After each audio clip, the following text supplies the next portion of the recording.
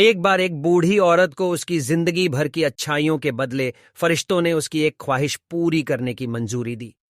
उस बूढ़ी औरत ने फरिश्तों से कहा कि मैं मरने से पहले एक बार स्वर्ग और नर्क दोनों की यात्रा करना चाहती हूं। फरिश्तों ने उस औरत की ख्वाहिश पूरी करने का वचन दिया और उसे अगले ही क्षण एक बहुत बड़े भोजन कक्ष में ले जाया गया, जहां पर बहुत विशाल डाइनिंग टेबल थे। उन पर बहुत ज्यादा स्वादिष्ट दिखने वाले भोजन रखे हुए थे और बहुत अच्छे अच्छे ड्रिंक्स भी रखी हुई थी। मगर उस टेबल के चारों तरफ बैठे लोग बहुत ज्यादा मायूस, भूखे और दुखी लग रहे थे। उस औरत ने देखा कि उन सभी लोगों के हाथों पर कोहनी तक लंबी लंबी चम्मच बंधी हुई है। वह लोग जब भी उस चम्मच से खाना उठाकर अपने मुंह तक ले जाने का प्रयास करते तो उनकी कोहनी मूड नहीं पाती और खाना उनके मुंह तक कभी पहुंच नहीं पाता।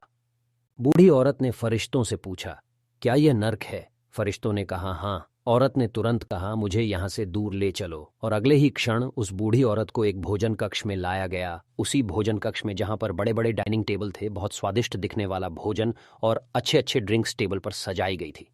मगर इस बार डाइनिंग टेबल के चारों तरफ बैठे लोग खुश थे, हंस रहे थे और उनके चेहरों पर संतुष्टि थी।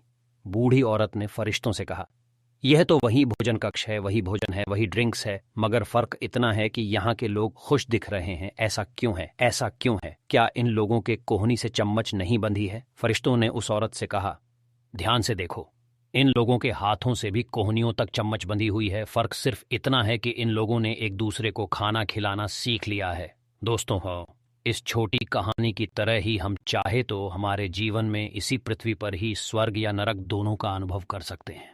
अगर हमें स्वर्ग का अनुभव करना है तो हमें पहले दूसरों के बारे में सोचना होगा, दूसरों को खिलाना होगा, दूसरों की मदद करनी होगी। चॉइस हमारी है, हम चाहे तो हमारी जिंदगी को स्वर्ग जैसा या नर्क जैसा बना सकते हैं। कहानी अच्छी लगी तो लाइक कीजिए। इस कहानी को शेयर करके आप हमें सपोर्ट कर सकते हैं।